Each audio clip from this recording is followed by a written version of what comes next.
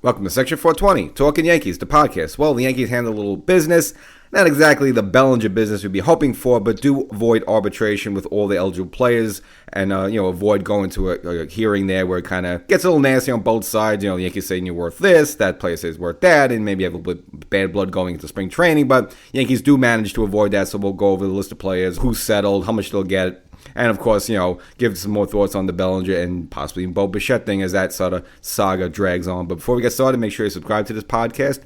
Section 420, Talkin Yankees, the podcast, wherever you get your favorite podcast. There's also the YouTube version of the show where you can see me. In addition to hearing me, you want to get both. So go to YouTube, search for Section 420, Talkin Yankees, and subscribe there as well. So coming into the season, again, the Yankees had a couple players that were on the contract but were arbitration eligible. Probably the biggest name of them being Jazz, who, there's been speculation whether the Yankees should extend him past this year because obviously he's going into his final year, and, obviously his stock is pretty high. I mean, you've seen those stats, and, the year plus he's been with the Yankees, what he's done. I mean, offensively, you can't really argue. I mean, 42 home runs and a bit of a figurehead of this team, just, personality-wise as well there. And it's like, all right, well, you could do two things. Can you extend him and avoid a bigger situation next offseason? Or this is probably, at his highest value right now. So if you are looking to move and trade him, this would kind of be the time to do it. But it looks like the Yankees are just kind of run the season with him, which pretty much I think you should. I mean, I like Jazz to the point. I don't know if I like Jazz. Would you want to extend him for 4 or 5 years? So, the Yankees have to make a decision on that. I don't think he's going to be in the long-term future. He's a very good player there, but I don't see him as someone as a cornerstone there that you're going to want at second base, no doubt, for the next 5 years. So, but at least for this year, though, he's definitely going to be in uniform. So he ends up getting $10.2 million. So he got the highest contract there. Followed by him is the new quote-unquote closer Bednar, getting $9 million.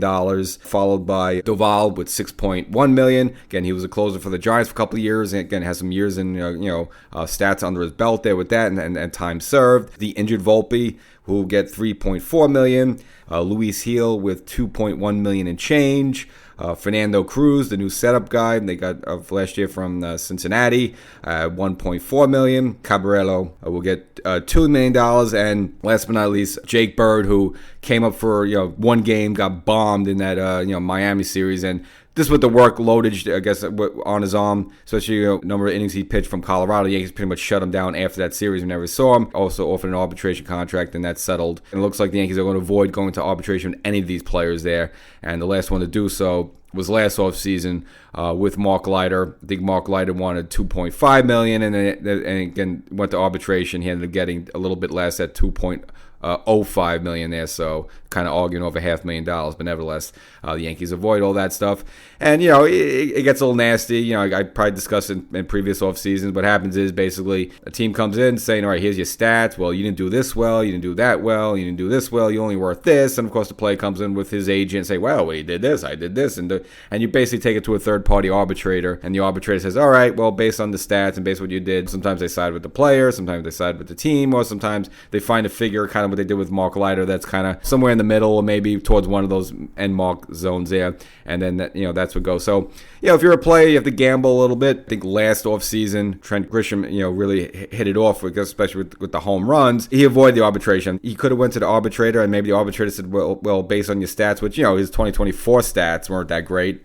The arbitrator could have said, nah, you know what, you're worth less than $5 million. You only get maybe worth $3.2 million. So in that case, Trent Grisham just accepted the Yankees offer for $5 because he probably figured, you know what, I'm probably not going to get better than this from the arbitrator. So you know what, I'll just take the 5 years and carry on. Now, what the Yankees got for that $5 million was, astronomical. That was great. Now, take a case like Mark Leiter, where it's like Mark Leiter probably figured, all right, well, maybe I can scratch a little bit more for the Yankees. So let me just go roll the dice a little bit. He was probably going to get around the $2 million anyway, so it didn't really hurt him to go to the arbitrators. But someone like Trent Grisham, if he went to the arbitrators, in that, with the 2024 stats he had, he probably would have gotten less than $5 million. So he wisely take it. So, either way, you just want to avoid that because it goes back and forth. And we've seen some ugly situations even before Judge's big contract when he was an arbitration eligible player. Not like he took it personal, but they kind of would knock Judge. Oh, he didn't do this well. He didn't do that well. Blah, blah, blah. And obviously, the team's trying to save as much money as possible. And obviously the player's trying to get as much money as possible. And so you kind of arguing this in front of each other. And then after you settle that, it's all smiles as you both report to spring training, a couple of weeks later there, and you're supposed to forget about the whole thing. So it's kind of an awkward thing. So if you could avoid, this is better. So looks like the Yankees avoid that with all. And, and really get no talk and no rumors or anything in terms of Jazz, where the Yankees would try to maybe get a quick extension deal before the year starts and maybe, just, hey, Jazz, here's a 3-year deal. Will you take it? I just don't think the Yankees can do it. You haven't heard any rumors like that. And usually Yankees don't really do that for players on the last year of the contract, unless you're in the real special category. If you're the Jeters of the world, the Judges of the world, the Marianos of the world, or in the case, they try to do it, Robinson Cano to lock him up. Suddenly that fell short as well there.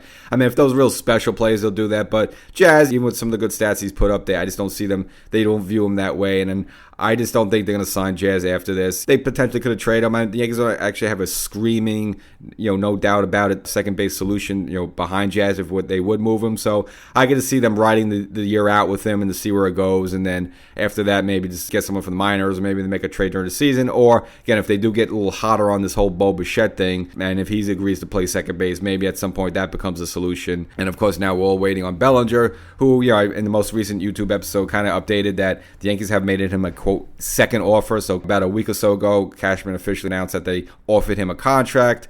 I guess that was denied, or maybe another team matched it. Now the Yankees had to offer him a second contract. Again, this is probably more about the years. I can't think of any other team that could be involved in him, as maybe other than the Mets.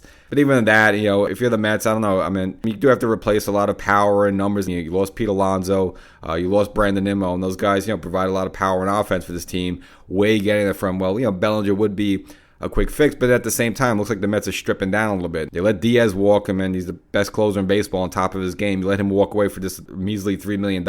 You trade away Nimmo, who was making more money than Simeon, who you bought in, and of course you let Pete Alonso just walk and go away to Baltimore with seemingly, I would even offering him a contract. I mean, you get hearing little mixed things back and forth whether the Mets were seriously thinking about retaining him and out there. So this tells me more about a team that's stripping down and looking to build it in a different way, not bring on Cody Bellinger, who might cost anywhere from $120 million to $150 million there. So it's either the Yankees or nothing with Bellinger. This is probably trying to nitpick what years there, and maybe a couple of bucks. Maybe the Yankees have to front load him a few more million, but for less years. Maybe they're kind of working on that right now. So that's where we stand at the moment, Dan. Again, no rumors that they're anywhere close. Then, this whole Bo Bichette thing is kind of interesting, because Toronto just signed a guy from Japan for third base, and it's like, all right, well, you're giving this guy the money. What about your own guy, Bichette? And seemingly they're still hanging him out there. So zero out. Maybe the Yankees zero in on him, or maybe it's just for some reason Toronto's just waiting to see how the market shakes out, and they figure Bellinger drops and Tucker drops, and that kind of leaves Bo Bichette as kind of the last really good offensive player out there.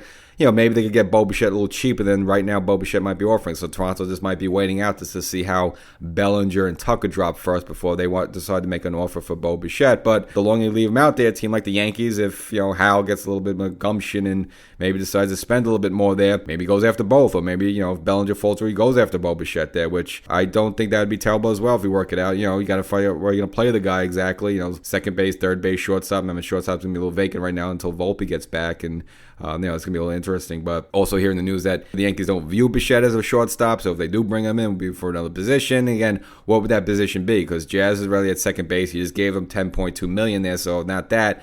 Third base, you brought McMahon in from last year. Was Bo Bichette better than McMahon? I mean, defensively, no, but overall, offensively, and if you take all things into consideration, yeah. But, then what do you do with McMahon? And plus, you have Rosario you brought in as well as kind of platoon a little bit at third base. So if they do bring him in as a shortstop, that's definitely an instant upgrade over Volpe. Then what do you do with Volpe? Do you trade, package him away? What do you do with this? So all remains to be seen, but I just think, if the Yankees could have their druthers, they would just like to re-sign Bellinger, and that'd probably be it, and then go into camp that way. So we'll just have to wait for that news to break if and when it ever does.